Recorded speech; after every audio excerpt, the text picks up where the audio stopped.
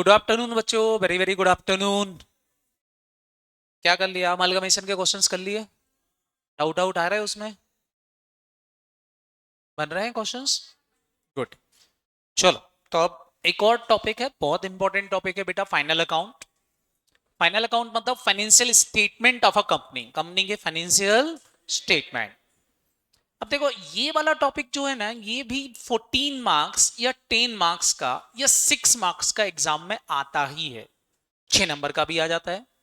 कई बार आपको एमसीक्यू में पूछ लेते हैं, कई बार आपको डिस्क्रिप्टिव पेपर में पूछ लेते हैं, बट ये भी पूछते हैं। It's a very important topic, इसलिए आप इसको इग्नोर नहीं कर सकते हो, इसको आपको पढ़ के जाना पड़ेगा। और ये टॉपिक जो है ना, ये आपके सारे टॉपिक्स में सबसे सरल है। अब आप बोलोगे सर ऐसा क्यों बोल रहे हो, सबसे सरल क्यों बोल रहे हो इस टॉपिक को? बेटा, इस टॉपिक को मैं सरल इसलिए बोल रहा हूं क्योंकि यहां पर आपको सारे आइटम के सिंगल सिंगल इफेक्ट देना है। आपको ट्रायल बैलेंस दिया रहेगा, ट्रायल बैलेंस के सिंगल इफेक्ट देना है। आपको ऐसा नहीं करना जैसे आप 11th क्लास में करते थे कि 11th क्लास में आप किसी भी चीज की जो एडिशनल इंफॉर्मेशन होती थी उसके डबल इफेक्ट देते थे। यहाँ एडिशनल इंफॉर्मेशन में एडजस्टमेंट नहीं होते, यहाँ एडिशनल इंफॉर्मेशन में डिस्क्लोजर्स होते हैं। क्या होते हैं? डिस्क्लोजर। मतलब सर, मतलब ये, जैसे मेरे को बताओ, बैंक बैलेंस कहां दिखाओगे? बैलेंस शीट में बैंक बैलेंस कहां दिखाओगे? कैश एंड कैश इक्विवेलेंट में असेट साइड दिखाओगे कि नहीं? हमको ये पता है bank balance cash and cash equivalent asset side दिखाना है। लेकिन एडिशनल इंफॉर्मेशन में लिखा रहेगा कि out of bank balance ₹4,000 deposited into scheduled bank. जो बैंक बैलेंस है उसमें से 2,000 शेड्यूल बैंक में जमा है। तो आपको कुछ नहीं करना, आपका उसका डिस्क्लोजर दे देना है। डिस्क्लोजर मतलब वो अमाउंट ट्रायल बैलेंस में जितना दिया था उतना ही लिखना है। बस जैसे मान लो 10,000 रुपए ट्रायल बैलेंस में, तो 10 ही लिखेंगे। बस हम क्या करेंगे, उसमें बता देंगे कि दो इतने रुपए शेड्यूल बैंक में जमा है, इतना नॉन शेड्यूल में जमा है, बस। ऐसे यहां डिस्क्लोजर देना है। मतलब मैंने आपसे बोला यहां एडजस्टमेंट नहीं सिखा रहा है इंस्टीट्यूट, यहां क्या सिखा रहा है बेटा? डिस्क्लोजर। मतलब that topic is disclosure topic. क्या उसका हम डिस्क्लोजर देंगे कि नहीं देंगे? चलो, तो स्टार्ट करते हैं इसके अंदर। सबसे पहले तो देखो बच्चा लोग, ये जो बोलते हैं कि फाइनेंशियल स्टेटमेंट क्या होते हैं, तो हमेशा ध्यान रखो, फाइनेंशियल स्टेटमेंट वो स्टेटमेंट है जिसके अंदर इंक्लूड है profit and loss account, balance sheet, cash flow statement, note to the account और statement of change in equity. लेकिन statement of change in equity केवल उन लोगों को बनाना पड़ता है जिन कंपनी के ऊपर इंड एस लगते हैं, तो हमें को statement of change in equity बनाने की जरूरत नहीं है। दूसरा, कैश फ्लो स्टेटमेंट सारी कंपनी के ऊपर एप्लीकेबल नहीं होता है। कैश फ्लो स्टेटमेंट के लिए बेटा 4 कंपनी हटा दी गई हैं। उसमें ऐसी है आपकी कौन सी? स्मॉल एंड मीडियम कंपनीज आती हैं। इसके अलावा डोरमेंट कंपनी आती है, प्राइवेट स्टार्टअप कंपनी आती है और 1% कंपनी आती है। इनको हटा के बची हुई कंपनीज को क्या बनाना पड़ेगी? फटाफट बोलो। कैश फ्लो स्टेटमेंट भी बनाना पड़ेगा। बच जाती हैं 3 चीजें जो सबको बनाना है। वो क्या है? फटाफट बोलो। Statement of profit and loss, और क्या है? फटाफट बोलो। बैलेंस शीट और उनके नोट टू द अकाउंट्स। ये 3 चीजें सबको बनाना पड़ती हैं। कैश फ्लो स्टेटमेंट भी आपके कोर्स में है, इसके बाद अपन कैश फ्लो देख लेंगे। इंपॉर्टेंट इज दैट सर, हमको फाइनेंशियल स्टेटमेंट का फॉर्मेट कहां मिलता है? तो सारे बच्चे ध्यान रखेंगे। गुड आफ्टरनून बेटा, सारे बच्चे ध्यान रखेंगे। फाइनेंशियल स्टेटमेंट हमको मिलते हैं शेड्यूल 3। शेड्यूल 3 के अंदर बैलेंस शीट और P&L और नोट टू द अकाउंट्स के बारे में बताया गया है। यहां सबसे इंपॉर्टेंट बात आती है कि यहां शेड्यूल 3 3 डिवीजन में है। Division 1, division 2, division 3। डिवीजन 1 वो कंपनी के ऊपर एप्लीकेबल होता है शेड्यूल 3 का जिन कंपनी के ऊपर अकाउंटिंग स्टैंडर्ड रूल 2013 आपके एप्लीकेबल होते हैं। उनके ऊपर ही क्या लगता है? फटाफट बोलो। शेड्यूल 3। मतलब जिनको एएस फॉलो करना है वो डिवीजन 1 फॉलो करेंगे। जिन कंपनी के ऊपर इंडेस लगते हैं वो डिवीजन 2 के हिसाब से फॉर्मेट बनाएंगे। अगर आप एनबीएफसी हो तो कैसे बनाओगे? डिवीजन 3। हमको सीए इंटर में ये वाला पार्ट कोर्स में है, ये वाला पार्ट हमारे कोर्स में नहीं है। अभी बोलते हैं डिवीजन 1 2 पार्ट में डिवाइड होता है। पार्ट 1 बताता है बैलेंस शीट का फॉर्मेट और पार्ट 2 किसका है? फटाफट बोलो। Statement of P and L का फॉर्मेट है। अब यहां भी ये बोलते हैं कि अगर आपकी कंपनी के ऊपर एएस लग रहे हैं, क्या लग रहे हैं, एएस, लेकिन अगर आप ये वाली कंपनी हो तो भी आपके ऊपर division one is not applicable. भले आपके ऊपर एएस लग रहे हैं लेकिन फिर भी आप डिवीजन वन का फॉर्मेट फॉलो नहीं करोगे। क्यों? क्योंकि अगर आप स्पेशल एक्ट से गवर्न होते हो, स्पेशल रेगुलेटरी अथॉरिटी आपकी, तो आप उनके हिसाब से ही चलोगे। समझ में आ रहा कि नहीं? जैसे फॉर एग्जांपल कौन सी company, insurance company, insurance company के लिए फॉर्मेट किसने दे रखा है, आईआर डीए ने दे रखा है। बैंकिंग कंपनी के लिए कौन बता रहा है, आरबीआई बता रहा है। समझ में आ रहा कि नहीं? और इसके लिए कौन बताएगा, भला इसको लिए बताएगा इलेक्ट्रिसिटी एक्ट 2003, वो डील करता है। तो हमको जब इनके लिए सेपरेट फॉर्मेट है तो इनके ऊपर शेड्यूल 3 इज नॉट इक्वल। तीन कंपनी को छोड़ के बाकी कोई भी कंपनी है जिसके ऊपर एएस लग रहे हैं, मान के चलना उनको क्या फॉलो करना पड़ेगा, फटाफट बोलो, शेड्यूल 3 का फॉर्मेट फॉलो करना। इन तीन को इनके खुद के फॉर्मेट हैं इसलिए इनके ऊपर एप्लीकेबल नहीं होती। लेकिन अभी मजेदार बात है कि इलेक्ट्रिसिटी एक्ट 2003 जो है उसने अभी फॉर्मेट दिया ही नहीं है। तो इलेक्ट्रिसिटी कंपनी भी क्या फॉलो कर रही है, फटाफट बोलो, अभी शेड्यूल 3 ही फॉलो कर रही है। सबको मेमोराइज रहेगा कि नहीं, बोलो। अब उसके बाद उठता है कि सर फाइनेंशियल स्टेटमेंट बनाना कंपलसरी है क्या? Answer is yes. सारी कंपनी को अपने फाइनेंशियल स्टेटमेंट बनाना पड़ेंगे। और कौन से फॉर्मेट में बनाना पड़ेंगे, शेड्यूल 3 के फॉर्मेट्स में बनाना पड़ेंगे। इसलिए अकाउंटिंग स्टैंडर्ड फॉलो करना मैंडेटरी है। अब फॉर्मेट में हम देखें तो एक फॉर्मेट है हमारा प्रॉफिट एंड लॉस अकाउंट का, दूसरा फॉर्मेट हमारा क्या है, पी एंड एल का। हमको फॉर्मेट तो आते हैं बट इस चैप्टर में आपको ये पढ़ना है कि किस चीज का सेपरेट डिस्क्लोजर देना पड़ेगा। यहां ये नहीं पढ़ना है कि फॉर्मेट क्या है, यहां क्या पढ़ना है, किस चीज को सेपरेटली डिस्क्लोज करना पड़ेगा और उसका एडिशनल डिस्क्लोजर देना पड़ेगा। बस वो हमको इस चैप्टर में सीखना है। क्लियर है कि नहीं?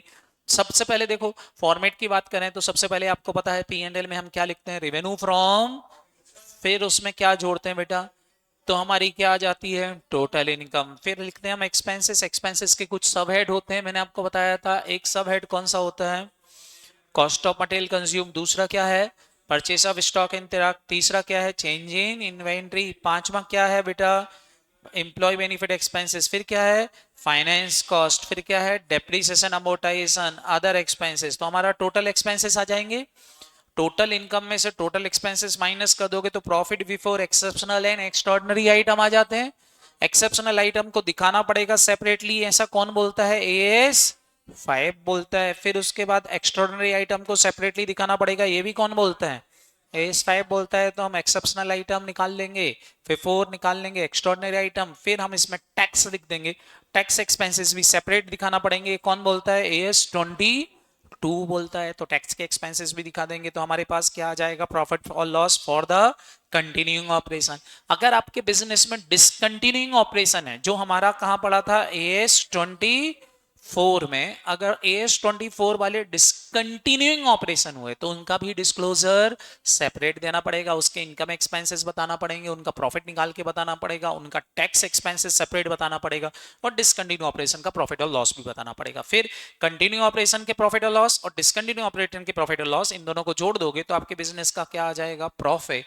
इसके साथ साथ यहीं पर आपको ईपीएस निकालना के दिखाना पड़ेंगे। और ईपीएस कौन से दिखाना पड़ेंगे, जो हमने कहा निकालना सीखे थे, एस 20 में निकालना सीखे थे, वो सारे ईपीएस आपको दिखाना पड़ेंगे। कौन कौन से, बेसिक भी और डाइल्यूटेड भी। ये किसका फॉर्मेट हो गया बच्चा, फटाफट बोलो, हमारे statement of P and L का। क्लियर है कि नहीं? अब यहां आपने कुछ खास बातें नोट डाउन करी हो तो शायद आपको समझ में आया। आपको ईपीएस सेपरेट डिस्क्लोजर देना पड़ेगा, जोर से बोलो, हाँ है ना, गुड। दूसरा, सारे बच्चे बताओ, आपने देखा एक्स्ट्राऑर्डिनरी आइटम और एक्सेप्शनल आइटम, इसके अलावा डिसकंटिन्यूइंग ऑपरेशन है, सेपरेट डिस्क्लोजर देना पड़ेंगे। क्या सर इसमें से हम कोई हेड हटा सकते हैं अगर हमको वो हमारे काम का नहीं है, हमारी बुक्स में है ही नहीं? बिल्कुल, आप चाहो तो उसको हटा सकते हो, लिखने की जरूरत नहीं। क्या मैं इसमें कुछ ऐड कर सकता हूं? हाँ, अगर कोई एएस बोलता है तो आप इसमें क्या कर सकते हो, ऐड ऑन भी कर सकते हो। क्लियर है कि नहीं, बोलो हाँ है ना? तो वो चीज हम ऐड भी कर सकते हैं। इट्स इंपॉर्टेंट कि हम इसमें से चीजों को हटा भी सकते हैं और ऐड भी कर सकते हैं। अब एक एक करके डिस्कस कर रहे हैं। सबसे पहले आता है revenue from operation. Revenue from operation में क्या आएगा बेटा, सीधी भाषा में बात करें तो डायरेक्ट इनकम। कौन सी income? Direct income. Direct income कौन सी होती थी? जैसे कि sales of goods and services, तो sales of goods and services की इनकम आ जाएगी। और ऐसे कोई भी ऑपरेटिंग रेवेन्यू जो आपके बिजनेस में डायरेक्टली रिलेटेड है तो वो इनकम भी आपकी डायरेक्ट इनकम कहलाएगी। लेकिन ध्यान रखना, इसको आपको नेट ऑफ जीएसटी लिखना है। क्या लिखना है? नेट ऑफ जीएसटी, मतलब इसमें से जीएसटी माइनस हो गया हो। ग्रॉस करके नहीं लिखना है, जीएसटी जोड़ना नहीं है, आप जीएसटी यहां से माइनस करके दिखाओगे। It is important. क्लियर है कि नहीं? और ये हम रेवेन्यू कौन सा बुक करेंगे, कौन बताता है? फटाफट बोलो। एस 9 की कितना रेवेन्यू इस साल आएगा, कितना नेक्स्ट ईयर में जाएगा, ये सब कहाँ कौन बता रहा था? फटाफट बोलो। एस 9 पढ़ाता था। एस 9 ने बताया था कि देखो भैया, रेवेन्यू को आप तभी रिकॉग्नाइज करोगे जब आपकी दो कंडीशंस पूरी हो। इंपॉर्टेंट है। पहली कंडीशन मैंने बोला था रिस्क और रिवॉर्ड ट्रांसफर हो गए। दूसरा, किसी भी तरह की अनसर्टेनिटी नहीं होना चाहिए। किससे रिलेटेड? कलेक्शन से रिलेटेड। तीसरा, आपने ओनरशिप ट्रांसफर कर दी हो। अगर ये तीन कंडीशंस पूरी हो जाती हैं तो आप रेवेन्यू को रिकॉग्नाइज करोगे, नहीं तो रेवेन्यू को रिकॉग्नाइज नहीं करोगे, आप उसको डिफर्ड कर दोगे, आगे के सालों में रिकॉर्ड करोगे। क्लियर है कि नहीं? फिर इनके अलावा जो इनकम बच गई वो सारी इनकम कौन सी इनकम कहलाती है बच्चा? Other income. जैसे कि interest income, dividend income, rental income, कोई दूसरी इनकम आपको जनरेट हो रही है तो आपकी सारी इनकम कौन सी इनकम कहलाएगी बेटा?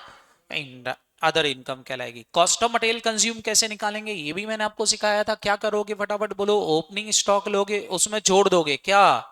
Purchase of material. माइनस कर दोगे क्या?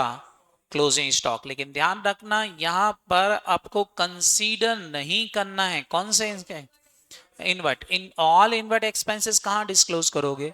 अदर एक्सपेंसेस में। इन जनरल हम परचेस में ही इनवर्ट एक्सपेंसेस जोड़ देते थे, बट यहां नहीं दिखाना है, आप इसको अदर एक्सपेंसेस वाले हेड में ही दिखाओगे। क्या ये सबको याद रहेगा कि नहीं?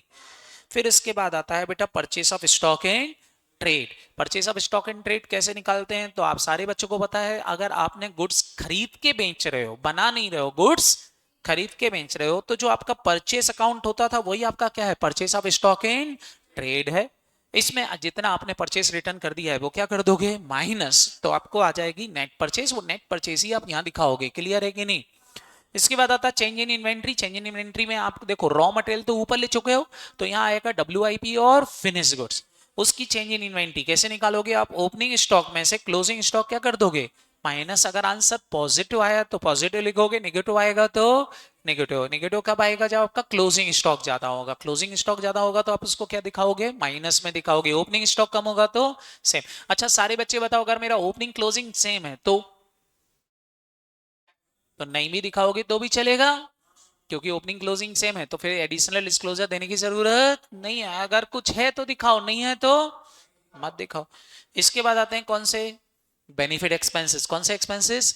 बेनिफिट। आपको पता है एम्प्लॉय बेनिफिट एक्सपेंसेस में सारे खर्चे एम्प्लॉय से रिलेटेड, जैसे एम्प्लॉय की सैलरी, एम्प्लॉय का बेजेस, एम्प्लॉय के पीएफ का कंट्रीब्यूशन आपने किया है, एम्प्लॉय की ग्रेजुटी में आपने कोई कंट्रीब्यूशन किया है, जो आप एम्प्लॉय के ऊपर हमने खर्चे किए हैं वो सब यही आएंगे।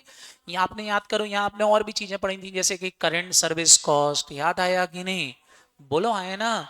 एक्चुरियल लॉस और प्रॉफिट, फाइनेंस कॉस्ट, याद आया कि नहीं? वो सब यहाँ आएगी जो किससे रिलेटेड है? Employ.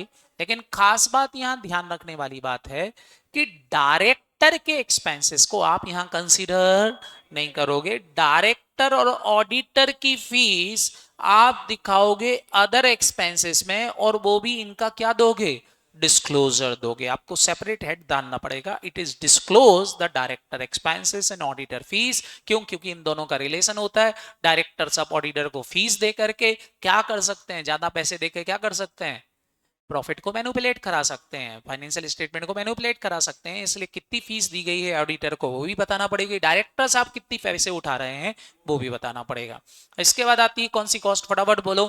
Finance cost. Finance cost में आएगी आपकी इंटरेस्ट एक्सपेंसेस, चाहे वो शॉर्ट टर्म बोरोइंग के हो चाहे वो लॉन्ग टर्म बोरोइंग के हैं। इसके अलावा डेप्रिसिएशन और अमोर्टाइजेशन, वो भी आप दिखाओगे। डेप्रिसिएशन निकालना आपने कहां सीखा था? AS 10 में। अमोर्टाइजेशन निकालना कहां सीखा था? AS 26 में। तो आपको ये सेपरेट डिस्क्लोजर देना पड़ेगा डेप्रिसिएशन अमोर्टाइजेशन का। क्लियर है कि नहीं? बचे हुए सारे खर्चे, बचे हुए सारे एक्सपेंसेस कहां दिखाओगे? अदर एक्सपेंसेस वाले सब हेड में ही दिखाओगे। क्लियर है कि नहीं? यहां पर सारे बच्चे ध्यान रखेंगे, डायरेक्टर का रिम्यूनरेशन सेपरेट आना चाहिए, आप इसको मिसलेनियस में नहीं कर सकते। अगर कोई प्रोविजन का रियम्बर्स हुआ है तो वो भी आपको सेपरेट डिस्क्लोजर बताना पड़ेगा। क्लियर है कि नहीं? रिवर्सल हुआ है तो डिस्क्लोजर देना पड़ेगा। अब बात उठती है सर एक्सेप्शनल और एक्स्ट्रॉर्डनरी आइटम में क्या आते हैं। तो मैंने आपसे बोला था देखो एक्सेप्शनल और एक्स्ट्रॉर्डनरी आइटम में क्या आते हैं, कहां पढ़ा है हमने, फटाफट बोलो। एस5 में और एस5 में और डिटेल में पढ़ लेंगे, लेकिन आप यहां ऐसा समझ लो कि वो एक्सपेंसेस जो हमारे बिजनेस से रिलेटेड नहीं है लेकिन फिर भी हमारे बिजनेस में हो रहे हैं, जिनके बारे में हमको पहले से पता नहीं था, वो सब क्या है, फटाफट बोलो, जल्दी से बोलो, वो सब क्या है? कौन से एक्सपेंसेस हैं? डायरेक्ट एक्सपेंसेस हैं। इनका डिस्क्लोजर आपको क्या करना पड़ेगा? सेपरेट डिस्क्लोजर देना पड़ेगा। सबको याद रहेगा कि नहीं? बोलो, किसी को कोई दिक्कत? अभी सारे बच्चे ध्यान रखेंगे, इसमें ये दो चीजें तो एक्सेप्शनल आइटम है और ये क्या है, फटाफट बोलो, एक्स्ट्रॉर्डनरी आइटम है। जैसे लिटिगेशन सेटलमेंट और दूसरा क्या है, legislative changes with retrospective effect. अगर रेट्रोस्पेक्टिव इफेक्ट से आपने किसी की वेजेस चेंज कर दी, सैलरी चेंज कर दी है, तो it should be disclose separately as a exceptional item. याद रहेगा कि नहीं? मैंने आपसे बोला था और क्या एडिशनल डिस्क्लोजर देना पड़ेगा, ये कुछ चीजें, जैसे इन बातों का ध्यान रखेंगे, आपको बताना पड़ेंगे अगर कोई ऐसी इनकम पीएनएल में आ रही है जिसका पुराने समय में कंपनी ने डिस्क्लोजर नहीं दिया था और इनकम टैक्स ने उसको पकड़ लिया है, तो अनडिस्क्लोज्ड इनकम जो भी थी जो आपने डिस्क्लोज नहीं करी थी, it should be disclose separately, उसका नोट टू द अकाउंट में डिस्क्लोजर देना पड़ेगा। समझ में आए? पीएनएल वैसे ही बनाओगे जैसे अनडिस्क्लोज इनकम को ऊपर ही दिखाएंगे अदर इनकम में, बट इंपॉर्टेंट इज दैट आपको इसका डिस्क्लोजर देना पड़ेगा कि इतनी इनकम अनडिस्क्लोज थी। क्लियर है कि नहीं? दूसरा, सीएसआर एक्सपेंसेस। सीएसआर एक्सपेंसेस आप दिखाओगे अदर एक्सपेंसेस में, लेकिन सेपरेट हेड बना के आपको दिखाना पड़ेगा कि सीआरएस का खर्चा कभी हुआ है, कॉर्पोरेट सोशल रिस्पांसिबिलिटी का खर्चा हुआ है। इसके अलावा आपने क्रिप्टो करेंसी से कोई प्रॉफिट या लॉस कमाया है, it should B disclosed separately. अगर डायरेक्टर का पेमेंट है तो उसका भी डिस्क्लोजर सेपरेटली देना पड़ेगा। ऑडिटर को पेमेंट किया है तो वो भी डिस्क्लोज करोगे। बेनामी कोई प्रॉपर्टी है तो उनका डिस्क्लोजर भी करोगे। और सारे बच्चे बताओ, क्या आपने, जल्दी से बताओ, कौन से वैल्यूअर से वैल्यूएशंस करवाया है प्रॉपर्टी वगैरह का, उसका डिस्क्लोजर भी दोगे। इसके अलावा रेशो कैलकुलेट करोगे, जो बचपन में आप निकाला करते थे, वो 11-12 रेशो निकालते थे कि नहीं, इन सबका डिस्क्लोजर देना पड़ेगा। क्या ये समझ में आया कि नहीं? इन सबको सेपरेटली डिस्क्लोज करना पड़ेगा। इसके अलावा सारे बच्चे ध्यान रखना, शेड्यूल 3 एक और चीज बोलता है कि अगर एक लिमिट तय की जाए कि किस लिमिट के खर्चे का सेपरेट डिस्क्लोजर देना पड़ेगा, तो schedule 3 is saying those expenses, ऐसे खर्चे जिनका वैल्यू में अमाउंट 1 लाख रुपए या, सारे बच्चे बताओ कितना, 1% of revenue whichever is higher है। पहले एक लिमिट निकालो, और लिमिट मान लो आपकी आई 5 लाख, और मान लो आपका खर्चा जो है वो 5 लाख की जगह 6 लाख हुआ है, तो अगर एक्सपेंसेस 5 लाख से ज्यादा हुआ है तो आपको सेपरेट डिस्क्लोजर देना ही पड़ेगा। उस खर्चे को आपको आपको नेट ऑफ नहीं कर सकते, उसको डिस्क्लोज करना ही पड़ेगा। सबको याद रहेगा कि नहीं? बोलो। बाकी एक्सेप्शनल और एक्स्ट्राऑर्डिनरी के लिए कहां पढ़ोगे, फटाफट बोलो। एस5 में सेम बात बेटा, यहां पर पीपीआई का डिस्क्लोजर भी सेपरेटली देना पड़ेगा। ये सारे डिस्क्लोजर किसके हो गए, फटाफट बोलो। पीएनएल के। किसके हो गए? पीएनएल। सबको समझ में आया कि नहीं? उसके बाद आता है पार्ट 1, जो किसका है, फटाफट बोलो। बैलेंस शीट का। बैलेंस शीट में क्या दिखाना पड़ेगा? बैलेंस शीट में आपको पता है आप दिखाओगे हेड, सब हेड और सब हेड। ध्यान रखना, केवल हम वो बैलेंस शीट के हेड सब हेड लिखेंगे जो क्वेश्चन में है, जो नहीं है उसको इग्नोर कर देना, बनाने की जरूरत नहीं है। इंपॉर्टेंट ये नहीं है कि बैलेंस शीट बनाना आती है, इंपॉर्टेंट ये है कि डिस्क्लोजर लिखना आता है कि नहीं बैलेंस शीट के। क्लियर है कि नहीं? तो डिस्क्लोजर देना पड़ेंगे। सबसे पहले हेड क्या है बेटा? दूसरा क्या है?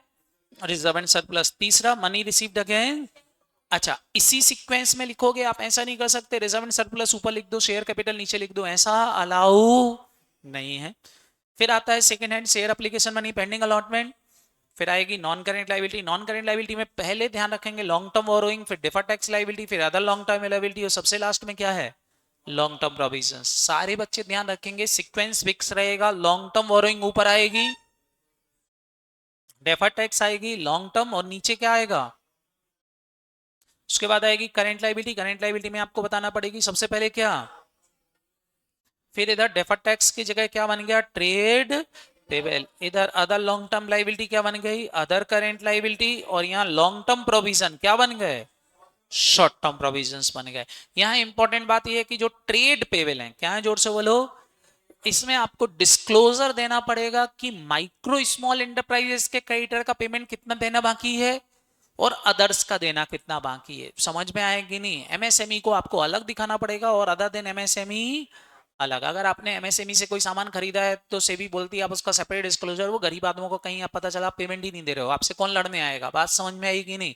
अभी मेरे को बताओ, आपने रिलायंस को कुछ सेल किया है, मान लो 2-5 हजार रुपए का गुड्स, और रिलायंस आपको पेमेंट देने से मना कर दे, तो आप रिलायंस का कुछ उखाड़ पाओगे क्या, क्यों, बहुत बड़ी कंपनी, आप सोचोगे यार कौन केस कर रहा, तो सेबी बोलती पता तो चलना चाहिए कि तुमने किसी गरीब आदमी से पैसा कुछ खरीदा था और उसका पेमेंट नहीं किया था, इसलिए उसका क्या देना पड़ेगा, सेपरेट डिस्क्लोजर देना पड़ेगा। इसके अलावा आती है असेट। असेट में आप दिखाओगे सबसे पहले तो non current asset. Non current asset में आप किया जाएगा PPI, intangible asset, work in progress और इंटेंजिबल असेट अंडर डेवलपमेंट। इसके अलावा non current investment, deferred tax asset, long term loan seven और अदर लोन से सेम आ जाएंगी। करंट असेट, करंट असेट में current investment, inventory, trade receivable, cash and cash equivalent, short term loans advance और other current asset. अब बात उठती है किस किस हेड का या सब हेड का कैसा नोट टू द अकाउंट बनेगा। तो बेसिकली बैलेंस शीट के हेड सब हेड इंपॉर्टेंट नहीं है, इंपॉर्टेंट है नोट टू द अकाउंट। तो बस वो आप एक एक करके देखते जाओ। उसके लिए सबसे पहले कुछ डेफिनेशंस हैं जो आपको पता होना चाहिए कि किसको करंट बोलना है और किसको नॉन करंट बोलना है। तो उसको पढ़ाने के लिए आपको एक डेफिनेशन मैंने आपको पढ़ाई थी, किसकी, फटाफट बोलो, ऑपरेटिंग साइकिल की। मैंने क्या बताया था, ऑपरेटिंग साइकिल क्या होती है, कैश को कैश में कन्वर्ट करने में जो समय लगा, मतलब रॉ मटेरियल खरीदने से लेकर के डेटर से पैसा लेने तक का जो समय पीरियड है, बताओ वो पीरियड कौन सा कहलाता है, ऑपरेटिंग साइकिल कहलाएगा। जैसे निकालोगे कैसे, मैंने बोला था raw material storage period plus finish goods storage period plus WIP period plus data collection period, इन सबको जोड़ दो। ध्यान रखना इसमें से आप क्रेडिटर माइनस नहीं करोगे। फिर मैंने आपको बताई थी करंट असेट और करंट लायबिलिटी की डेफिनेशन, जिसमें मैंने आपको बताया था देखो करंट असेट वो असेट होगी जो चार में से कोई भी एक कंडीशन पूरी कर दे। पहली, मैंने बोला था अगर कोई असेट को आपने रखा हुआ है बेचने के पर्पज से तो वो करंट ही है। जैसे बताना, fix asset held for cell, मैंने फिक्स असेट बेचने के लिए रखा हुआ है। इन जनरल फिक्स असेट को यूज करने के लिए खरीदते हैं, लेकिन मैं बोल रहा हूं मैंने फिक्स असेट को बेचने के पर्पज से रखा है, तो बोलो वो करंट है, भले फिक्स असेट है, उससे कोई फर्क।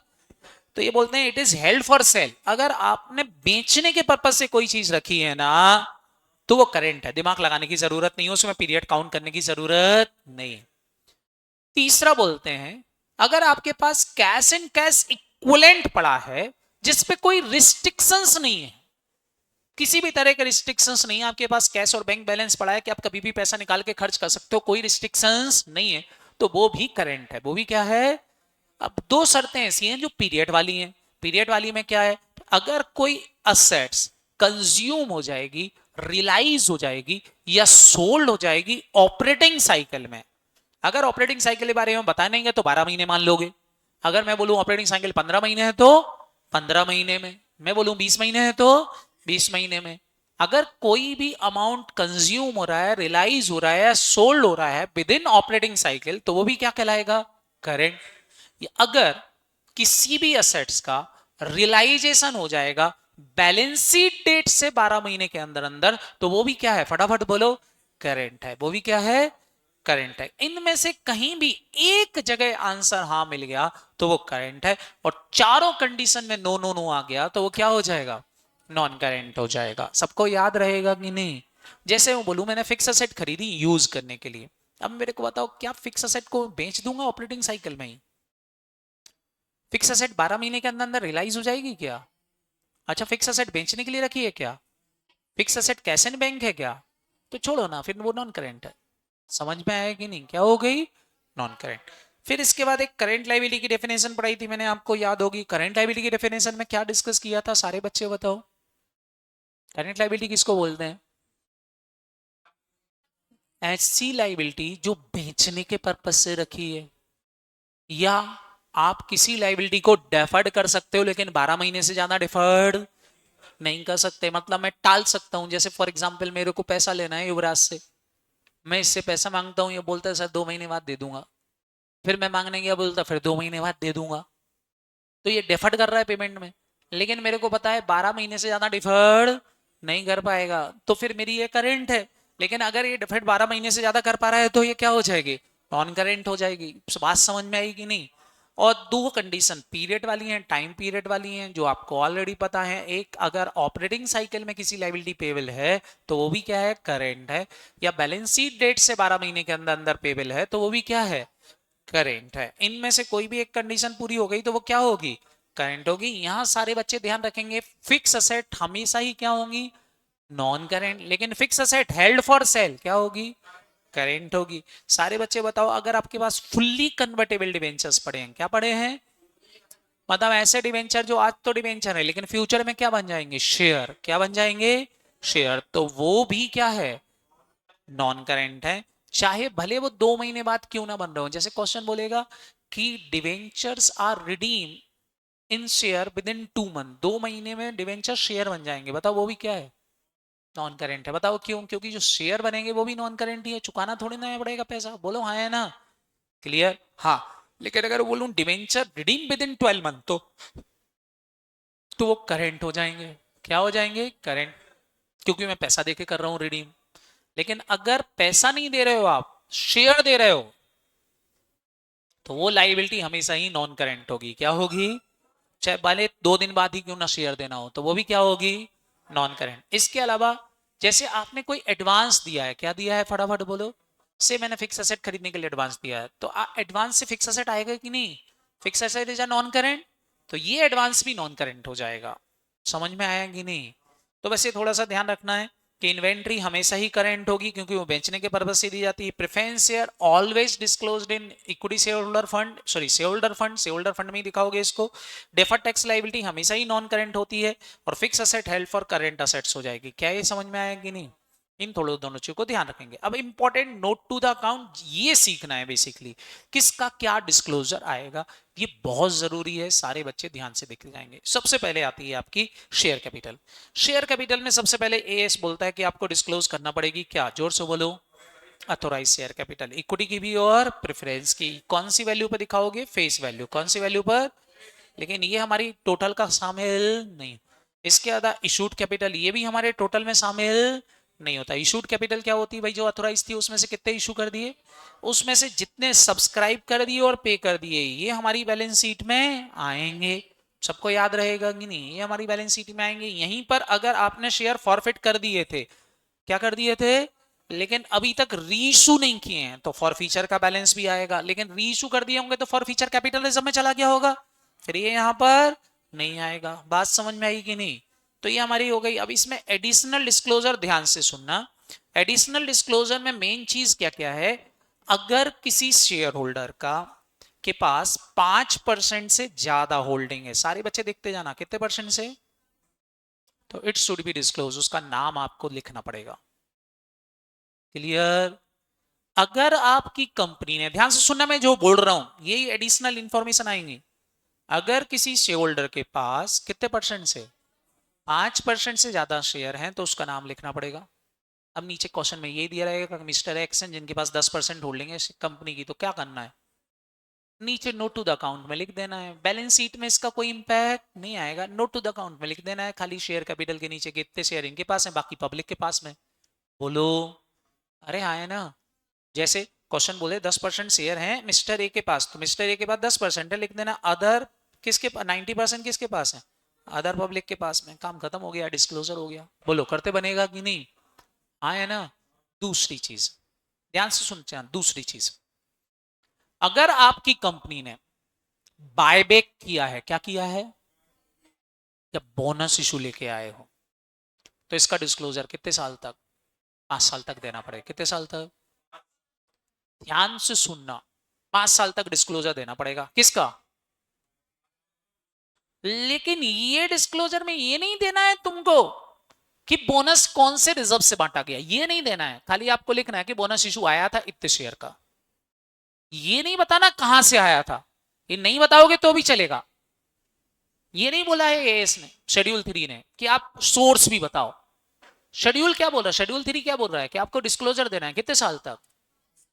सोर्स बताओ नहीं बताओ उससे मेरे को फर्क नहीं पड़ता। सबको याद रहेगा कि नहीं, बोलो बोनस इशू आया था, बायबैक किया था, तो कहां से किया था, बस वो सोर्स बता दो। सॉरी, सोर्स मत बताओ, बस डिस्क्लोज कर दो। क्या कर दो, डिस्क्लोज कर दो कि इतने शेयर्स हमने बोनस में आए, इतने शेयर्स हमारे बायबैक हैं। सोर्स की बात कंपनीज एक्ट करता है, शेड्यूल 3 नहीं करता। याद रहेगा कि नहीं। तीसरी और इंपॉर्टेंट चीज ये बोलते हैं कि आपको रिकंसलेशन करके बताना पड़ेगा। क्या बताना पड़ेगा, रिकंसलेशन करके बताना पड़ेगा ओपनिंग बैलेंस ऑफ शेयर और क्लोजिंग बैलेंस ऑफ शेयर्स का। क्या बताना पड़ेगा, फटाफट बोलो, रिकंसलेशन करके बताना पड़ेगा। किस किस का, ओपनिंग बैलेंस ऑफ शेयर और क्लोजिंग। आप बताओगे ओपनिंग में 10,000 शेयर थे, 50,000 और इशू कर दिया तो 60 हो गए, 3,000 बायबैक कर लिया तो 57 बचे। बोलो हाँ है ना। ऐसा आपको डिस्क्लोजर देना पड़ेगा। साथ ही साथ अगर आपके शेयर में कुछ share other than cash consideration है, क्या है फटाफट बोलो, अदर देन कैश कंसिडरेशन है, तो इट शुड बी डिस्क्लोज। आपको उसका भी डिस्क्लोजर देना पड़ेगा। अगर आपने share other than cash consideration issue किए हैं तो इट शुड बी डिस्क्लोज, उसका भी डिस्क्लोजर देना पड़ेगा अकॉर्डिंग टू शेड्यूल 3। सबको याद रहेगा कि नहीं, बोलो हाँ है ना। अगर आपने कुछ कैपिटल को रिजर्व कर लिया है, क्या आप वाइंडिंग अप पे ही बुलाओगे, जिसको हम रिजर्व कैपिटल बोलते थे, तो उसका डिस्क्लोजर भी आपको देना पड़ेगा। तो अगर कोई रिजर्व कैपिटल है, रिजर्व ऑप्शंस हैं, रिजर्व ऑप्शंस मतलब सर, जैसे फॉर एग्जांपल मैंने ई शॉप ऑफर कर रखे हैं, जिनको हम पोटेंशियल इक्विटी बोलते थे, याद आया कि नहीं। कौन सी इक्विटी, जो आज इक्विटी नहीं है लेकिन फ्यूचर में बन जाएगी। जैसे फॉर एग्जांपल 80 रुपए पेड वाला शेयर है, लेकिन मैंने फुली पेड होंगे तभी डिविडेंड देंगे, तो आज वो डिविडेंड लेने के लिए नहीं है लेकिन फ्यूचर में तो डिविडेंड मिलेगा कि नहीं। तो पोटेंशियल इक्विटी का भी क्या देना पड़ेगा, जोर से बोलो, डिस्क्लोजर देना पड़ेगा। इसके अलावा AS18, कौन फटाफट बोलो, AS18 जो डिस्क्लोजर पर था, अगर आपकी कंपनी में कोई सब्सिडरी कंपनी है, होल्डिंग है, तो मैंने बोला था होल्डिंग सब्सिडरी रिलेशनशिप है, तो भले आप फाइनेंशियल ट्रांजेक्शन आपके बीच में हुए हो नहीं हुए हो, लेकिन इनके नाम क्या करना पड़ेंगे, डिस्क्लोज करना पड़ेंगे। सबको याद रहेगा कि नहीं। तो इट इज योर डिस्क्लोजर। सारे बच्चे बताओ क्या ये डिस्क्लोजर सबको समझ में आ गया है, ये किसके डिस्क्लोजर हो गए, जल्दी से बोलो, शेयर कैपिटल।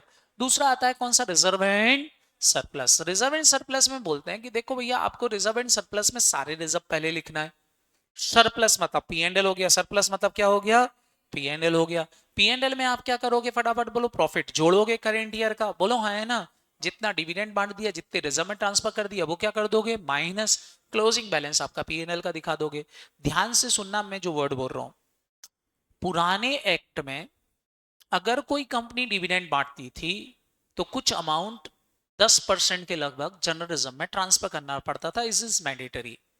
बट अब ऐसा नहीं है।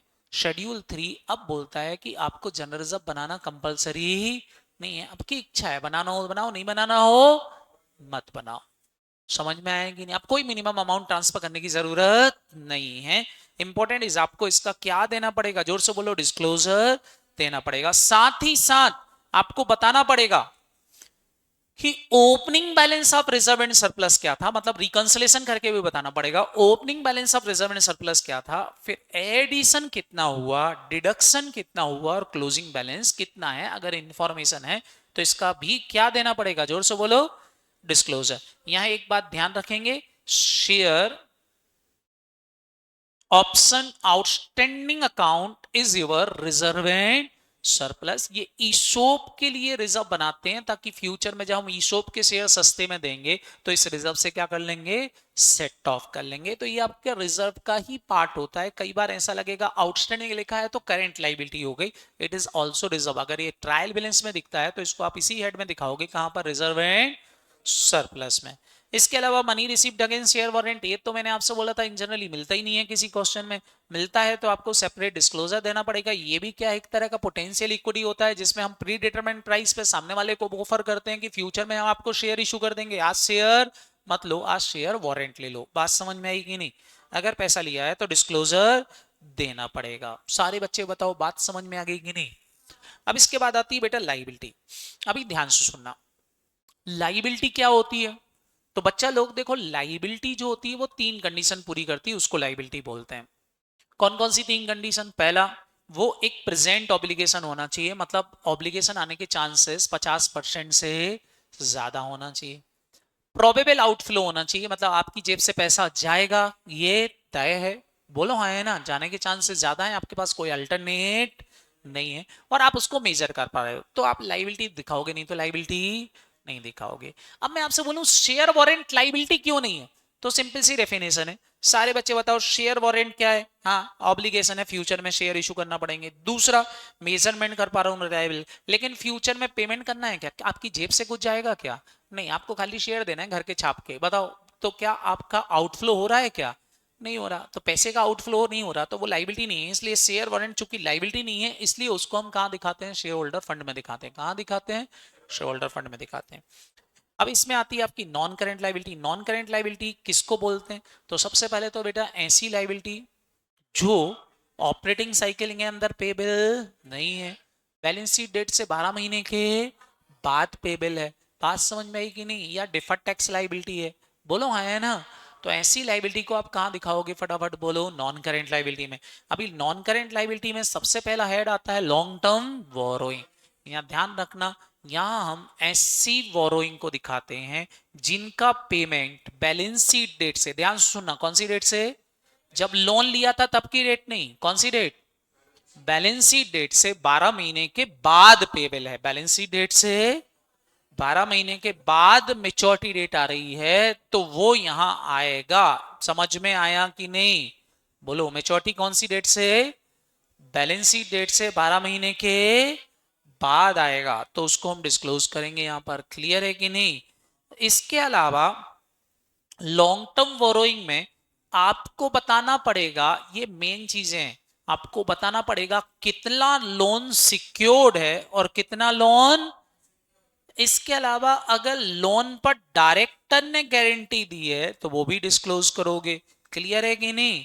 बोलो, अगर हमारे पास पावर है रीइशू करने का बॉन्ड को, मतलब आपने जैसे किसी ने पैसा नहीं दिया और आप उसके फॉरफिट करके कर लोगे या रीइशू कर लोगे फ्यूचर में, ऐसा आपको उसने पावर दिया हुआ है। जनरली डिवेंचर रीइशू फॉरफिट नहीं होते हैं, तो रीइशू होते ही नहीं है। लेकिन अगर किसी ने आपको पावर दिया हो ये काम करने का तो उसका डिस्क्लोजर भी देना पड़ेगा। इसके अलावा आपने पेमेंट की टर्म्स क्या बताई हैं, वो टर्म्स एंड कंडीशन क्या है, आप कैसे कैसे पेमेंट करोगे, उसका भी डिस्क्लोजर देना पड़ेगा। और अगर आपने कोई डिफॉल्ट किया है इनके पेमेंट में तो उसका डिस्क्लोजर भी देना पड़ेगा। अब जो भी सिक्योरिटी आपकी सिक्योर्ड है, जैसे फॉर एग्जांपल मैंने लोन लिया है, क्या लिया है? जोर से बोलो, लोन लिया है। और लोन लिया है मैंने प्लांट एंड मशीनरी को मॉर्गेज करके, तो मेरे को उसका नाम भी बताना पड़ेगा, नेचर भी बताना पड़ेगा। और लोन अगर आपने बैंक से लिया है, किससे लिया है? एसबीआई से लिया है, नेशनलाइज बैंक से लिया है, पब्लिक से लिया है, उसका सोर्स भी डिस्क्लोज करना पड़ेगा। ये सब डिस्क्लोजर किस में देना पड़ेंगे? बैंक में। अब इंपॉर्टेंट इज दैट, सारे बच्चे बताओ क्या ये सब कुछ एक साथ आएंगे हमारे क्वेश्चन में? नहीं, हमारे क्वेश्चन में खाली लिखा है लोन फ्रॉम एसबीआई 5 लाख रुपए और टोटल बोरोइंग दिख रही 10 लाख की, तो हम दिखा देंगे कि एसबीआई से 5 लाख का है, बाकी अदर से होगा, काम खत्म हो गया। क्वेश्चन में दिया है लोन है 10 लाख का और उसमें क्वेश्चन बोले कि सिक्योर्ड है by plant and machinery 2 lakh है, तो 2 लाख का सिक्योर्ड में दिखा देंगे, 8 लाख का अनसिक्योर्ड में दिखाएंगे, काम खत्म हो गया। बात समझ में आई कि नहीं? जैसी इंफॉर्मेशन वैसा टिकाने का। अब यहां एक इंपॉर्टेंट पॉइंट है जो ध्यान से सुनना, अगर आपका कोई भी लोन लॉन्ग टर्म था से 5 लाख का, लेकिन उसमें से 2 लाख का पेमेंट अभी कुछ समय में ही करना है, कुछ समय में ही करना है। ऐसा हो सकता है कि नहीं? लोन कितने का लिया था, लेकिन 2 लाख का पेमेंट अभी 1 साल के अंदर ही करना है। तो 2 लाख का लोन इसमें से कहां दिखाओगे, फटाफट बोलो। शॉर्ट टर्म बोरोइंग में दिखाओगे, बचा हुआ ही यहां दिखाओगे। मतलब लॉन्ग टर्म बोरोइंग दो जगह दिख सकती है, जिनकी करंट मेच्योरिटी आ गई वो शॉर्ट टर्म में, जिनकी करंट मेच्योरिटी नहीं आई वो लॉन्ग टर्म में। समझ में आया कि नहीं? इट इज डिस्क्लोज, ये मेन पॉइंट है इसका, तो आपको थोड़ा सा ध्यान रखना है। बताओ सारे बच्चे बताओ, क्या ये पॉइंट सबको क्लियर हुआ कि नहीं? डायरेक्टर से लोन लिया है तो it should be disclose separately, कि आपको नेचर ऑफ सिक्योरिटी बताना पड़ेगा कि किससे लोन लिया है। बात समझ? हाँ, इसमें दिखाना पड़ेगा आपको। क्लियर? अगर वो लंबे समय के लिए तो यहाँ, शॉर्ट टर्म के लिए लिया तो शॉर्ट टर्म बोरोइंग में आएगा। क्लियर है कि नहीं? डेफर्ड टैक्स लाइबिलिटी को आपको यहीं दिखाना पड़ेगा। डेफर्ड टैक्स लाइबिलिटी मैंने बोला था एक्चुअल में आपको कोई पे नहीं करना है, ये केवल क्या होती है, हम क्रिएट करते हैं, बाद में इनका रिवर्सल हो जाता है। बोलो हाँ है ना? तो ये नॉन करेंट ही, आपको इसको नॉन करेंट में दिखाना पड़े, अगले 12 महीने में रिवर्सल हो रहा हो, लेकिन हम ऐसे ही दिखाएंगे। क्लियर है कि नहीं? इसके बाद आता है long term provision. Long term provision में मैंने बोला था इंप्लॉई से रिलेटेड प्रोविजन। कौन से प्रोविजन, फटाफट बोलो। एम्प्लॉय। अगर कोई प्रोविजन एम्प्लॉय से रिलेटेड है तो इट शुड बी डिस्क्लोज, जैसे provision for PF, provision for gratuity. ध्यान से सुनना, इधर इधर इधर। अब एग्जाम में गड़बड़ क्या होगा, क्वेश्चन में लिखा है contribution to PF, contribution to PF कहां आएगा? कॉन्ट्रीब्यूशन टू पीएफ कहां आएगा? वो एम्प्लॉय बेनिफिट एक्सपेंसेस में आएगा। किस में आएगा? क्यों? कंट्रीब्यूशन टू पीएफ मतलब खर्चा, और खाली लिखा है पीएफ का बैलेंस, वो यहां आएगा। खाली पीएफ है तो वो, और कंट्रीब्यूशन टू पीएफ है तो वो खर्चा है, वो कहां जाएगा? पी&एल में जाएगा, एम्प्लॉय बेनिफिट में। क्लियर है कि नहीं? Don't confuse. पीएफ लिखा है तो बस अपन ने पीएफ पढ़ा था, यहाँ लिख दिया वहां ठोक, ऐसा नहीं होता है। आपको देखना पड़ेगा कि वो खर्चा है कि लाइबिलिटी है। बात समझ में आई कि नहीं? सर कैसे समझ में आएगा? अरे या तो तुमको सीधा सीधा डेबिट क्रेडिट में दिख जाएगा, लाइबिलिटी क्रेडिट में दिखेगी, खर्चा डेबिट में दिखेगा, ऐसे समझ लो। और नहीं आता तो भाई कंट्रीब्यूशन का मतलब होता है खर्चा करना। समझ में आ रहा है कि नहीं? तो साइड में डालेंगे। इसके अलावा आपने मान लो एम्प्लॉय बेनिफिट के अलावा मान लो आपने वारंटी या गारंटी का प्रोविजन दिया है जो 3 साल के से भी ज्यादा के लिए है, तो उसका डिस्क्लोजर आप दोगे यहीं पर, ये भी आपके लॉन्ग टर्म प्रोविजन आएंगे। इसके अलावा अदर लॉन्ग टर्म लाइबिलिटीज में आ जाएगा ऐसे क्रेडिटर जो, सारे बच्चे ध्यान से सुनना, ऐसे क्रेडिटर जो पेमेंट आप 12 महीने के बात करोगे या नॉर्मल ऑपरेटिंग साइकिल में नहीं कर रहे हो, तो वो क्रेडिटर आप यहीं दिखाओगे। कहां पर, फटाफट बोलो। अदर लॉन्ग टर्म लाइबिलिटीज में। याद रहेगा कि नहीं? इसके अलावा कोई क्रेडिटर ऐसा है जो फिक्स असेट का है और जिसका पेमेंट आप 1 साल के बाद करोगे, तो उसको भी कहां दिखाओगे बेटा? यहीं पर दिखाओगे। कहां पर? अदर लॉन्ग टर्म लाइबिलिटीज में। इसके बाद आती है बेटा करंट लाइबिलिटी। करंट लाइबिलिटी में क्या आती है, फटाफट बोलो। Short term borrowing. Short term borrowing same है, बस फर्क इतना है, डिस्क्लोजर सेम है। लॉन्ग टर्म और शॉर्ट टर्म के बस फर्क इतना है कि शॉर्ट टर्म बोरोइंग वो बोरोइंग है जिसका पेमेंट आप विद इन 12 मंथ में कर रहे हो। बाकी सब कुछ सेम डिस्क्लोजर आएंगे, जैसे लॉन्ग टर्म के आए थे वैसे ही शॉर्ट टर्म के। शॉर्ट टर्म प्रोविजन में क्या आएगा? शॉर्ट टर्म प्रोविजन में आएंगे बेटा आपके प्रोविजन फॉर टैक्स या प्रोविजन फॉर अदर लाइबिलिटी। कोई दूसरा प्रोविजन की लाइबिलिटी है तो वो भी आप यहीं दिखाओगे। क्लियर है कि नहीं?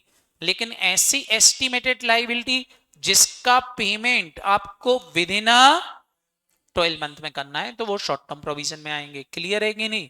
फिर इसके बाद आती है बेटा trade payable. Most important is that trade payable. Trade payable अभी मैंने आपको बताया था, ट्रेड पेबल में दो चीजें आती हैं, क्रेडिटर और बीपी। क्या आता है? क्रेडिटर और बीपी।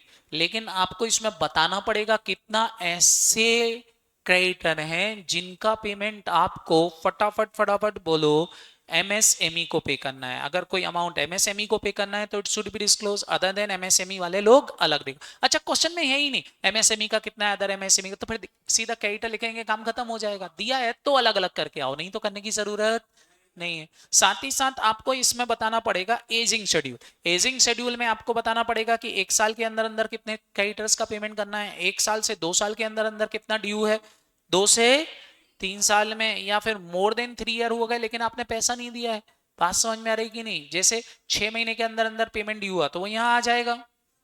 आपका ड्यू डेट निकल गई लेकिन 2 साल से बेचारे को टाल रहे हो तो यहाँ दिखाओ। 3 साल हो गए बेचारे को पेमेंट नहीं किया, यहाँ दिखाओ। किस किस का? एमएसएमई का और अदर का सेपरेट डिस्क्लोजर। अगर ये इन्फॉर्मेशन दी है तो बनाना, नहीं दे रखा है तो मत बनाना। इसको हम एजिंग शेड्यूल बोलते हैं, तो एजिंग शेड्यूल बनाना पड़ेगा। क्लियर है कि नहीं?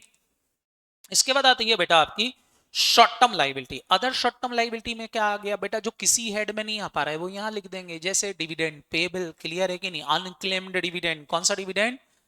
इनके अलावा tax payable, outstanding expenses, call in advance. Call in advance यही आएगी, आप ऊपर कैपिटल में मत जोड़ देना। क्लियर है कि नहीं? इसका इंटरेस्ट एडवांस का।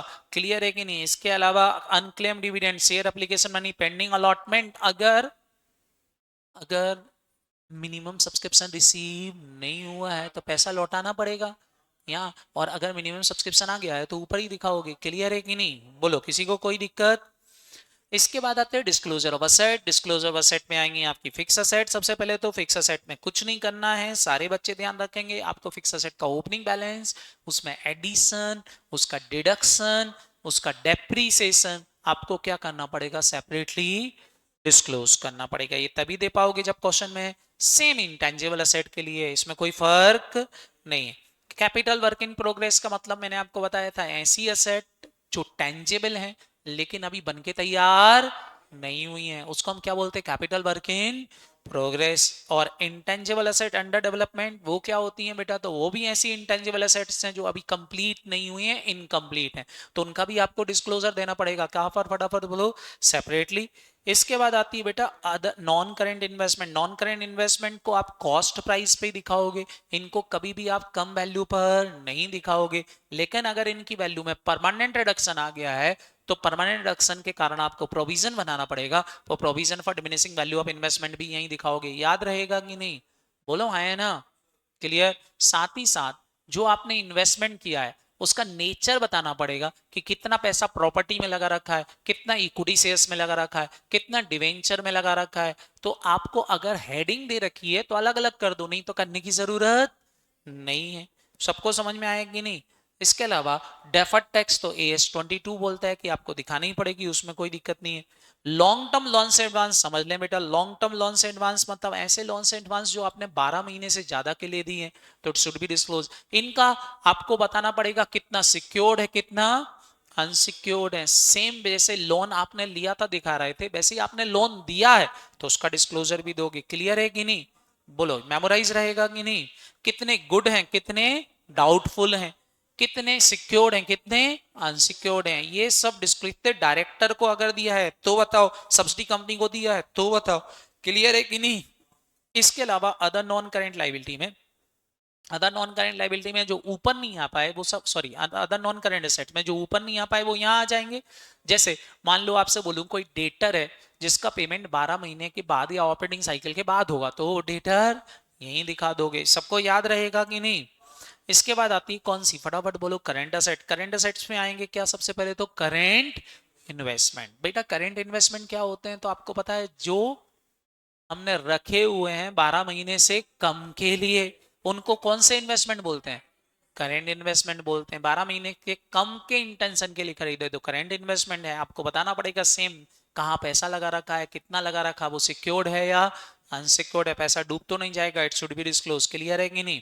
इसके अलावा इन्वेंट्री। इन्वेंट्री में आपके आएंगे बेटा रॉ मटेरियल, WIP और फिनिश गुड्स का स्टॉक, ये तो आएगा ही आएगा, नो डाउट। इसके अलावा स्टॉक एंड ट्रेड, अगर आप खरीद के बेचते हो तो स्टॉक एंड ट्रेड। तो ये 4 असेट्स हो गई आपकी। इसके अलावा स्पेयर पार्ट्स पड़े हैं, लूज टूल्स पड़े हुए हैं, या गुड्स इन ट्रांजिट है, तो वो सब यहीं दिखाओगे। साथ ही साथ आपको मेथड बताना पड़ेगी कि वैल्यूएशन किससे किया है आपने, कॉस्ट और NRV which ever is lower पे किया है, मोड ऑफ वैल्यूएशन का तरीका क्या है, इट शुड भी डिस्क्लोज। फीफो लगाई थी, वेटेड एवरेज लगाई थी, उसका आपको क्या देना पड़ेगा? डिस्क्लोजर, अगर क्वेश्चन बोले तो। क्लियर है कि नहीं?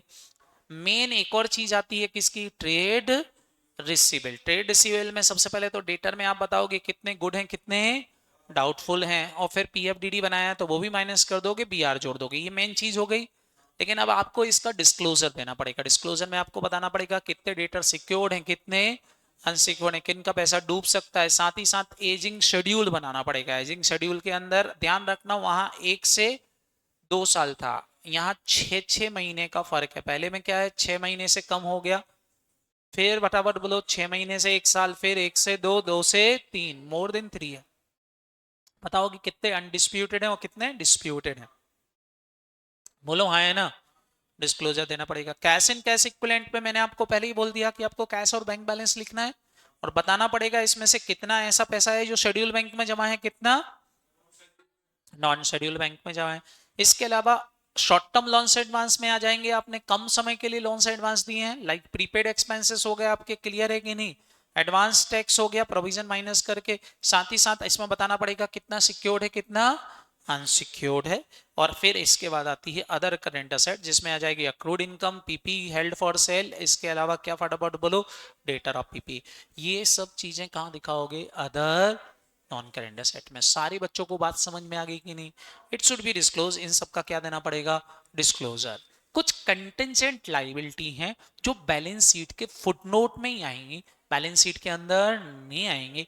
इसमें आप दो पार्ट करोगे, एक कंटेंजेंट लाइबिलिटी और दूसरा कमिटमेंट। दूसरा क्या बताओगे, कमिटमेंट। कमिटमेंट भी आपके क्या होते हैं, कंटेंजेंट लाइबिलिटी होते हैं। जैसे फॉर एग्जांपल मैंने किसी प्रोजेक्ट को पूरा करने के लिए 5 साल का समय दिया हुआ है और कल को वो 5 साल में पूरा नहीं हुआ तो पेनल्टी लग सकती है। बोलो हाँ है ना।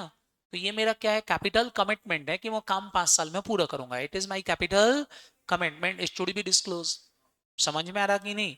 कुछ कमिटमेंट है और कुछ क्या है, कंटेंजेंट लाइबिलिटी है। तो आपको इन सब का क्या देना पड़ेगा, जोर से बोलो, डिस्क्लोजर। जैसे guarantee is a contingent liability, बोलो हाँ है ना।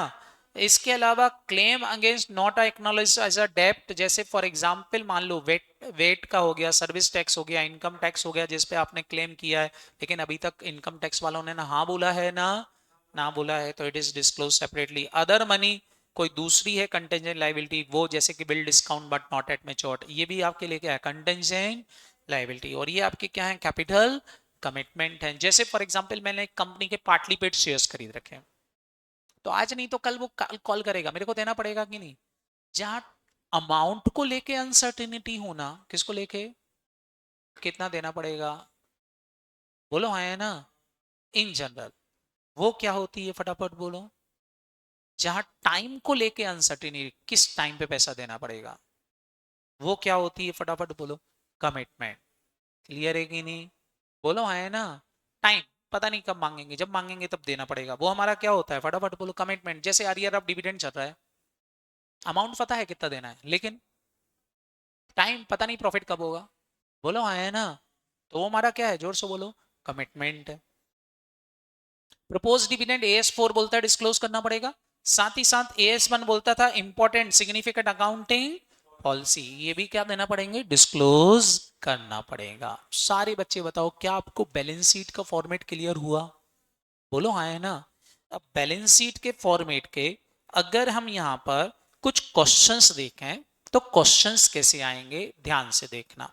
जैसे बैलेंस शीट में क्वेश्चंस दिया होगा लाइक दैट, अब पढ़े जरा।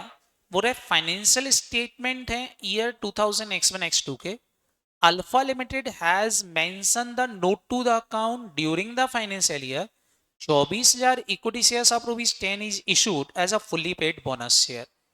बोले फाइनेंशियल स्टेटमेंट में उन्होंने ये बताया कि कंपनी ने 24,000 बोनस शेयर इशू करे हैं, बट सोर्स नहीं बताया कि बोनस शेयर कहां से दिए। बताओ सही है कि गलत है, शेड्यूल 3 फॉलो हुआ कि नहीं हुआ, जोर से बोलो। शेड्यूल 3 खाली क्या बोल रहा है कि आपको डिस्क्लोजर देने हैं कि आपने बोनस शेयर दिए, सोर्स का बोला था क्या उसने, तो उसका सही है। तो बस आंसर ये लिखेंगे, schedule 3 enforce the balance sheet and P&L account, जो बनाने का बोलता है।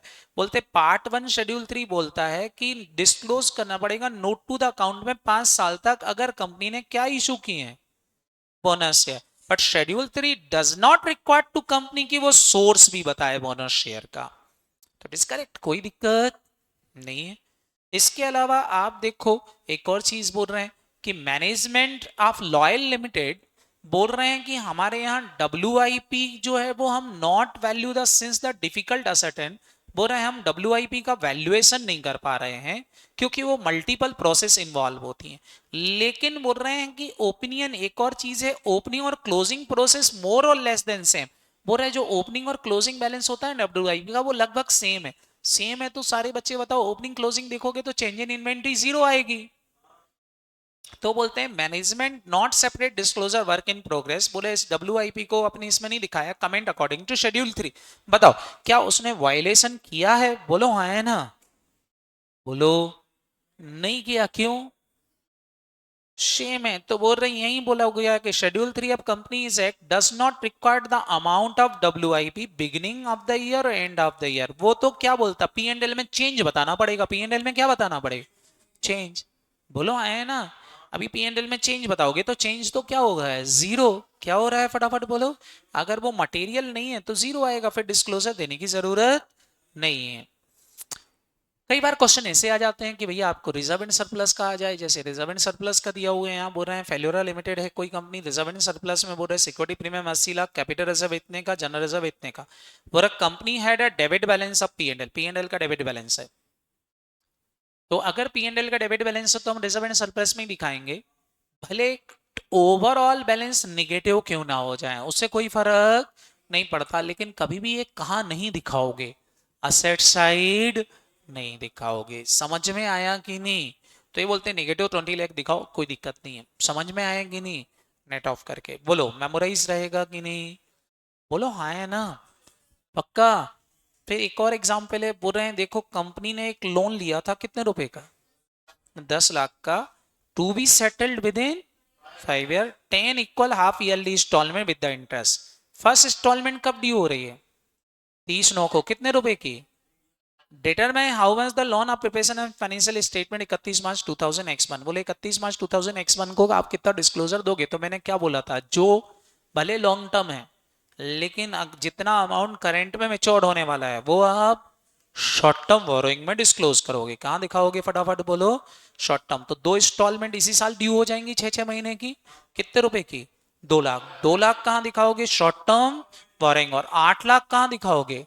लॉन्ग टर्म बोरोइंग में। बात समझ में आई कि नहीं? इट्स बी डिस्क्लोज, इसको डिस्क्लोज करना पड़ेगा। क्या ये समझ में आया कि नहीं आया? आगे बोल रहे हैं कि Prince limited present the provision and contingency, provision for contingency under the reserve and surplus. बोले रिजर्व एंड सरप्लस में दिखा रहे हैं। तो सारे बच्चे मेरे को बताओ प्रोविजन वर्ड किसके लिए यूज करते हैं हम?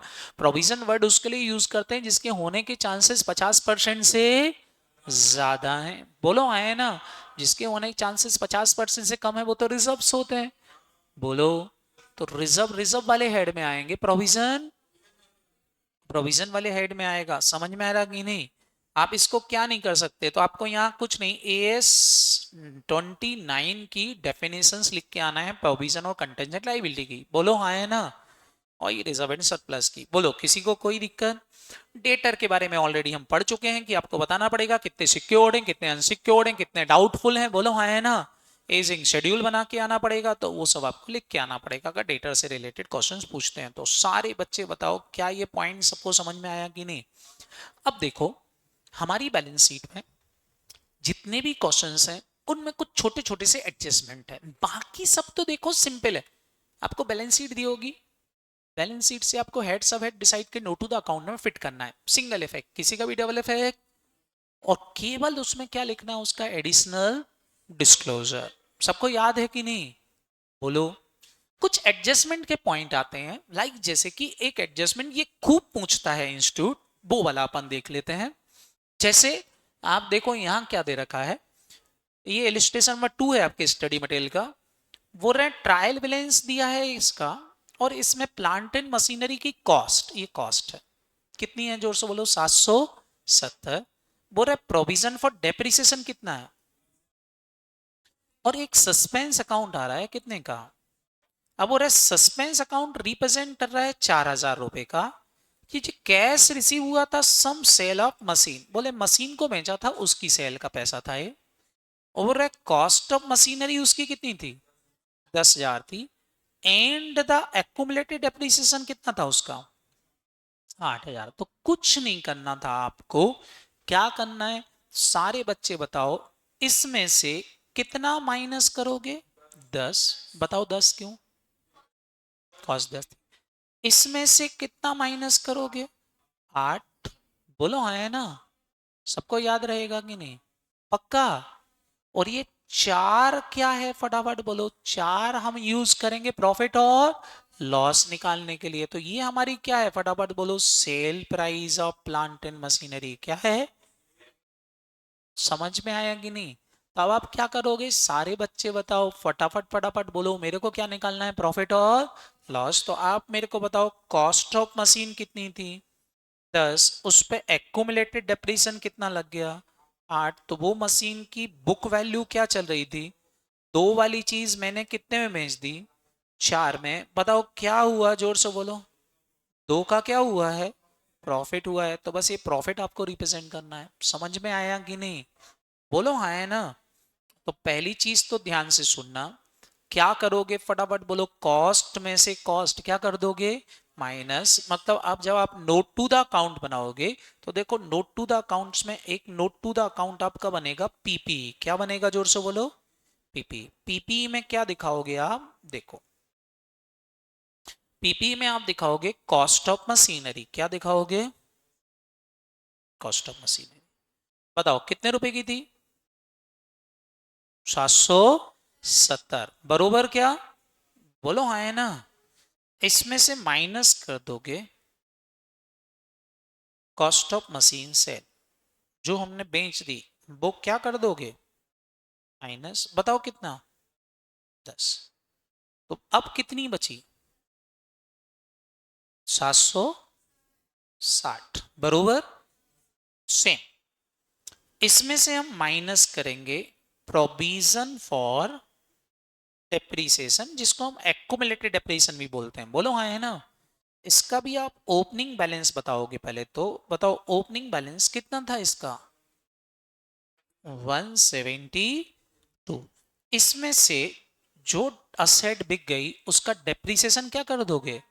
माइनस। तो डेप्रीसिएशन ऑन सोल्ड मशीन। बताओ कितने रुपए की मशीन बिक गई है? 8 की। वो क्या कर दोगे?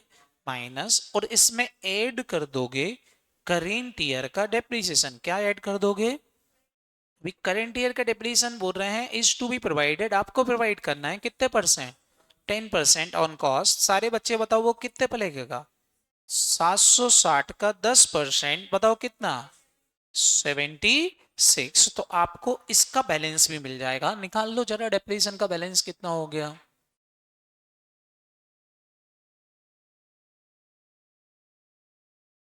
240। ये माइनस कर दोगे फिर जो आएगा वो आपकी कहां चला जाएगा?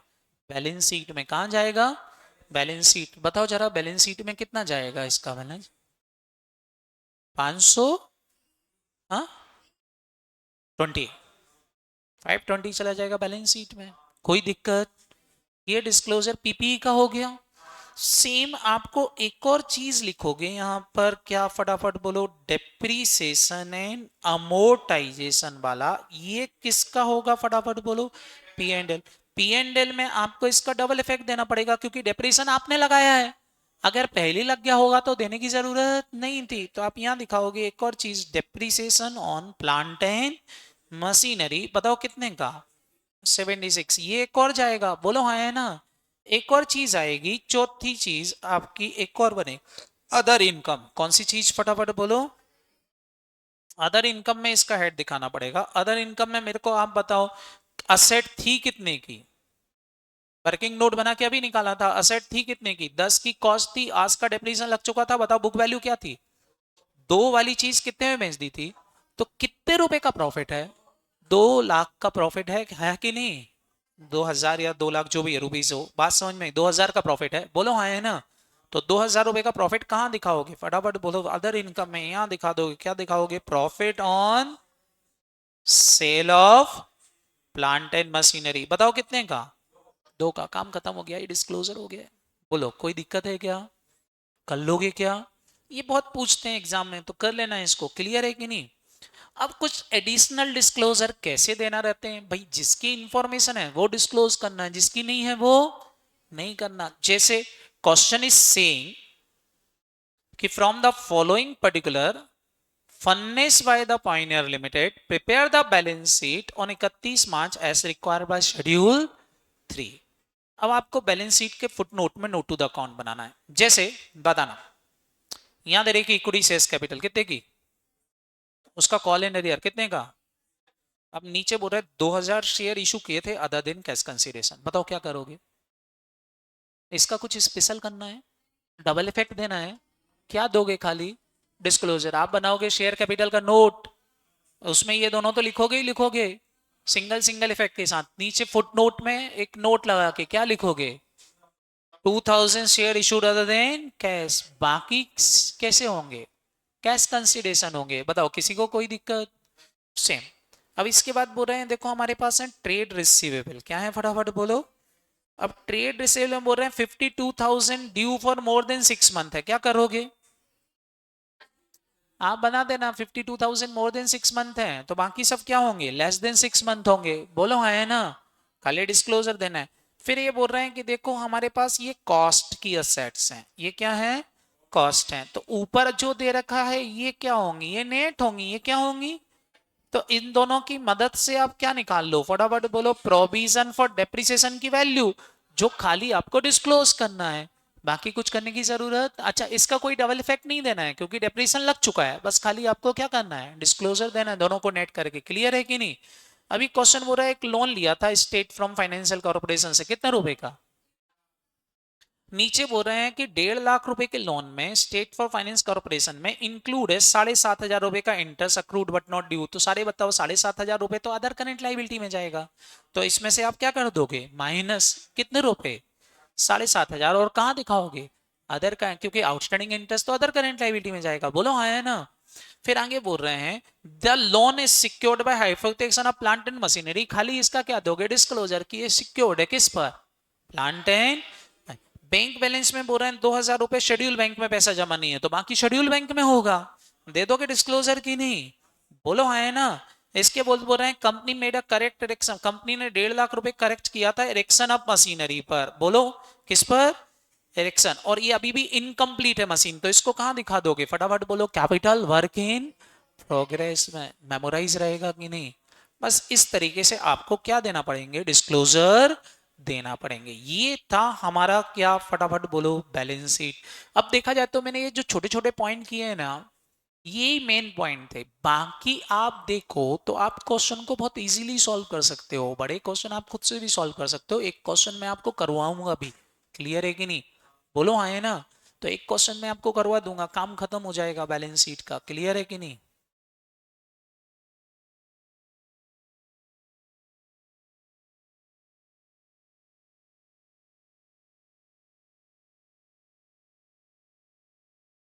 द कंपनी है, अच्छा कॉन्ट्रैक्ट किया है, ओके। कंपनी ने क्या किया है, कॉन्ट्रैक्ट, मैं पढ़ा नहीं था, कंपनी ने कॉन्ट्रैक्ट किया है, कॉन्ट्रैक्ट कर रखा, तो ये तो कैपिटल कमिटमेंट हो गया।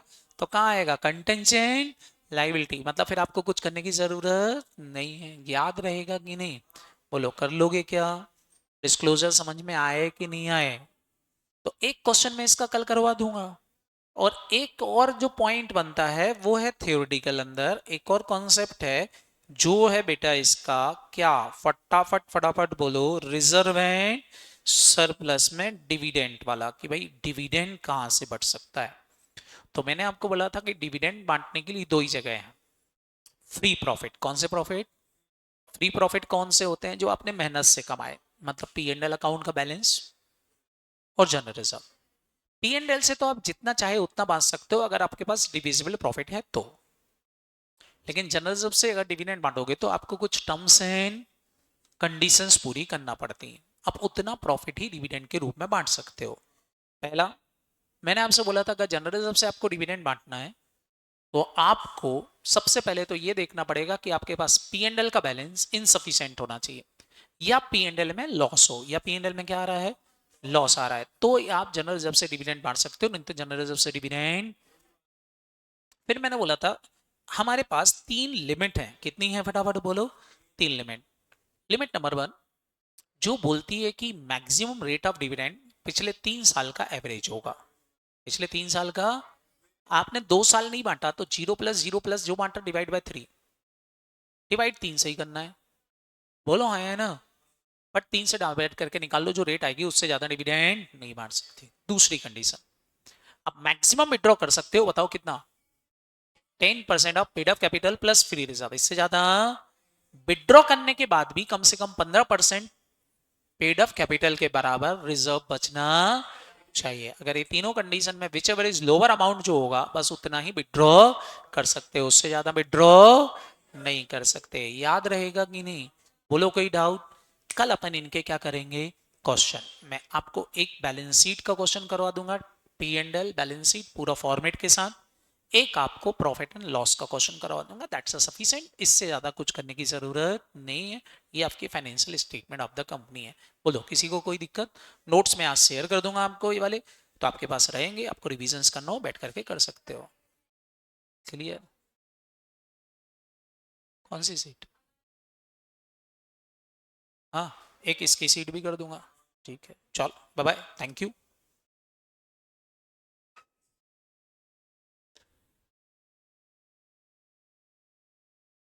करवा दूं क्वेश्चन, करवा दूं ना कल?